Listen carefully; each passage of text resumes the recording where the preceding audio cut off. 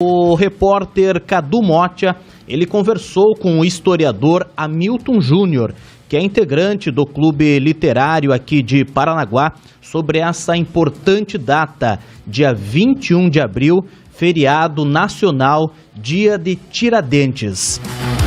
Vamos acompanhar esta reportagem e saber um pouco da história.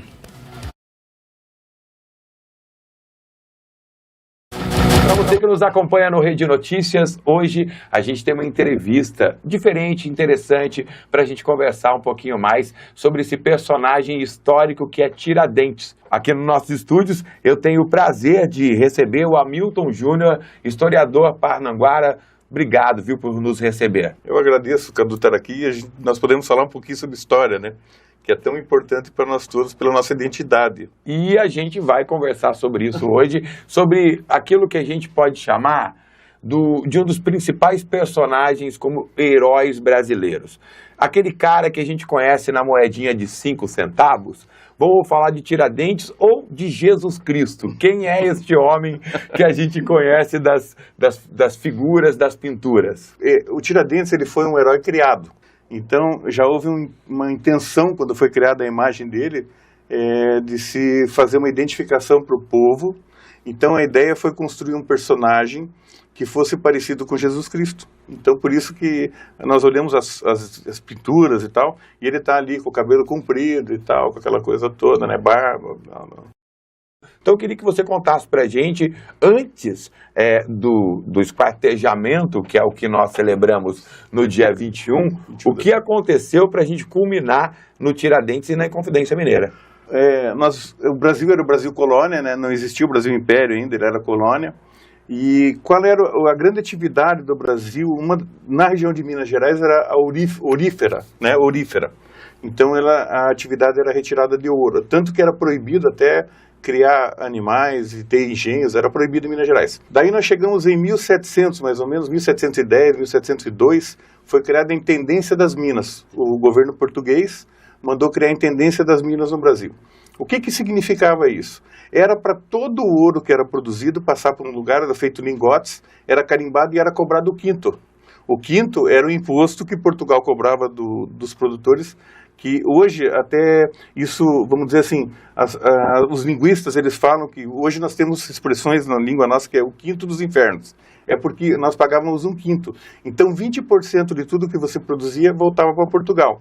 E daí o ouro era, vamos dizer, era feito barras, né, e era timbrado. Esse ouro ele era legal. O ouro que fosse encontrado sem esse timbre real, ele era considerado contrabando e podia ser confiscado a qualquer momento. Isso em 1702, mais ou menos. Chegou em 1750, teve a derrama. A derrama, o que foi? O governo português começou a se escassear a produção de ouro nesses 50 anos, e o governo português disse, olha, nós queremos 1.500 quilos de ouro de Minas Gerais por ano. Isso a derrama dava direito de ser cobrado com força. Então eles podiam invadir as casas, com o exército, fazer tudo isso daí. Nesse meio tempo apareceram os inconfidentes, que eram militares, eram promotores, eram juízes, eram pessoas da elite que deviam muito para o governo já, para o governo português. No governo do Brasil era só regência, não era, o governo nosso estava em Portugal. Com isso daí, em 1746, nasceu Joaquim José da Silva Xavier, nasceu num lugar chamado Cerro, perto de São João del Rei, Fazenda Cerro, né? E ele era filho de um comerciante de ouro, e um português, e a mãe dele era uma brasileira nata. Ele cresceu aos 7 anos de idade, ele ficou órfão do pai e da mãe. E foi morar com o tio dele em São João del Rei, e ali ele aprendeu o ofício do tio dele, que ele era boticário, mas extraía dentes. Então, daí Joaquim virou Tiradentes. Boticário, vamos explicar para o pessoal, na época não existiam farmácias, né? Isso. Então você tinha aquele cara que era especialista nas plantas, nos líquidos, nos ungüentos, isso aí. E vinha visitando as cidades e vendendo essas curas, né? Exatamente. Nessa época, quem acompanhava as bandeiras e as coisas eram boticários, porque tinham raríssimos médicos no Brasil. Estamos falando de 1750. Então, o Joaquim nasceu em 1746, foi viver em São João del Rei, aprendeu o ofício, cresceu e virou alferes. Ele virou alferes como? Porque o pai dele, sendo português, tinha uma lei no Brasil que ele não precisava galgar os postos iniciais do exército. Então ele podia entrar já num posto alferes, é tipo um subtenente hoje, é entre o tenente e o sargento, vamos dizer assim, é um posto intermediário. E ele ficou responsável pelo caminho das Minas, que ligava Paraty até Ouro Preto, onde se fazia o caminho do ouro do Brasil, né? Porque esse ouro saía em Paraty para Portugal. E ele se envolveu com a Conjura, né? Com a Conjura e Confidência. Ele talvez fosse o mais pobre mesmo, o que não tivesse assim uma família, vamos dizer, abastada, né? E a Inconfidência, vale a gente falar, a Inconfidência, ela não queria a libertação do Brasil, ela queria a libertação de Minas Gerais. Então, aquela bandeira que você vê em Minas hoje, triangular, foi feita na época da Inconfidência, né? Havia escrito nela, libertas que será também, quer dizer, liberdade mesmo que tardia. E o objetivo foi esse, na realidade, todo o problema era um problema financeiro, por causa dos altos impostos e tal, era uma maneira de um grupo da sociedade se revoltar contra o governo e tentar fazer uma separação. Não conseguiram, né? Teve 2 ou 3 que traíram o movimento. Então, um deles é Joaquim Silvério dos Reis, talvez o mais importante. E ele teve as dívidas dele perdoadas, tá? E daí o pessoal foram presos 10 inconfidentes, eram 12, mas foram presos 10. 10 foram presos, foram mandados para o Rio de Janeiro, todos com pena de morte. Essas penas depois elas foram comutadas pela Rainha Maria I, né, que era a rainha de Portugal na época, e eles tiveram perdão real.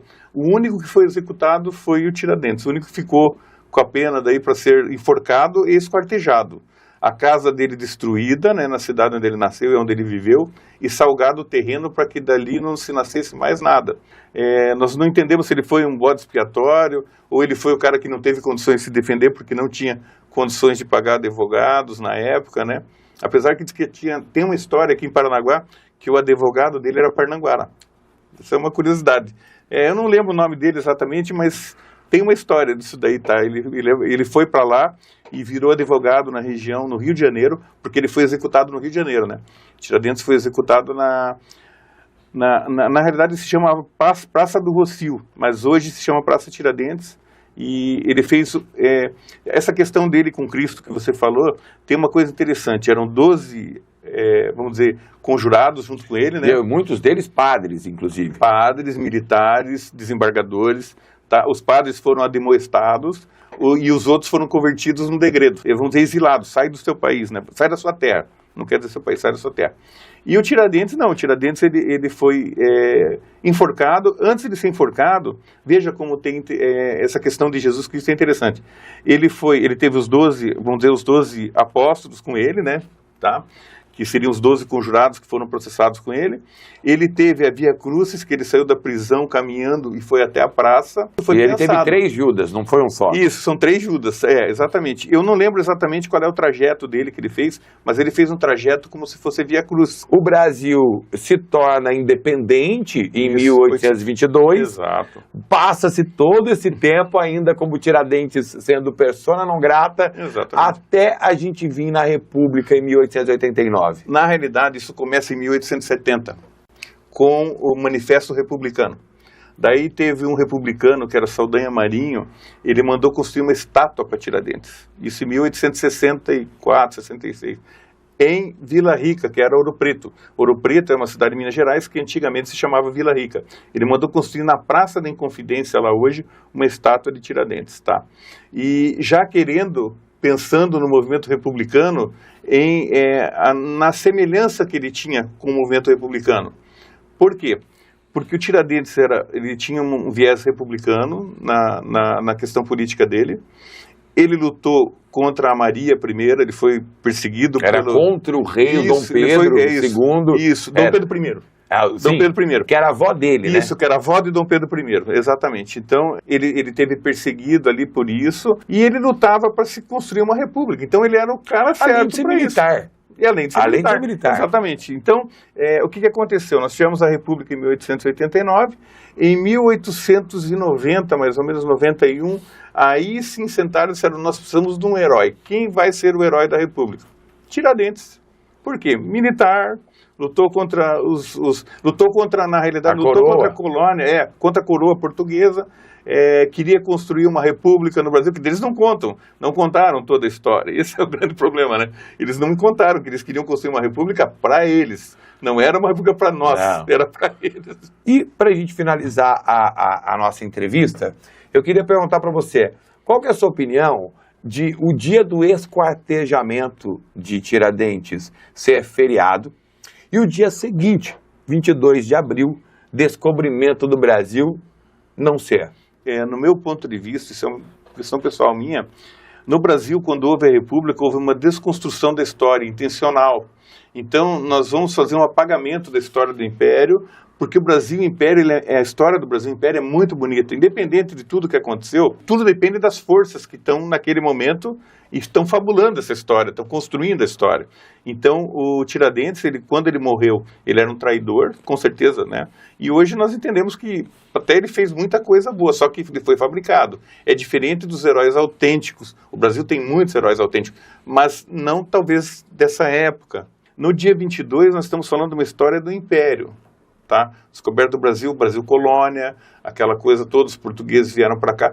Eles bem dizer, houve uma invasão do Brasil, né? O Brasil não foi descoberto, ele já estava aqui, né? Tinha 8 milhões de povos de indígenas morando aqui, então o Brasil foi invadido e houve um apagamento intencional. Se você fazer uma análise assim sobre toda a história do Império, mesmo o primeiro reinado, o segundo reinado, não se sabe nada quase sobre isso, entendeu?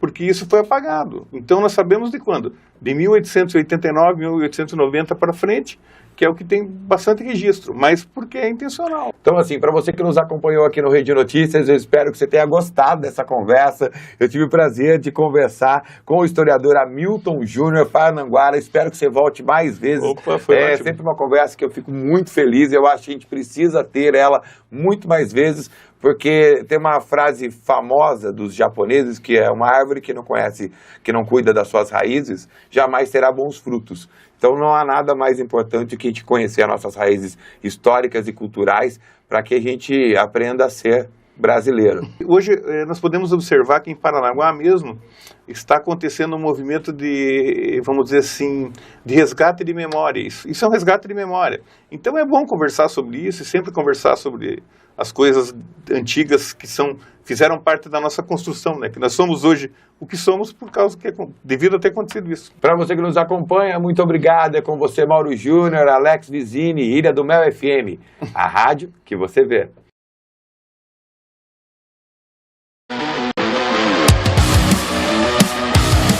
Tá certo, obrigado, Cadu Motia. Um abraço para o nosso amigo Hamilton Júnior. Ele que é diretor lá do Clube Literário, um dos diretores do Clube Literário aqui de Paranaguá, falando sobre o dia de Tiradentes.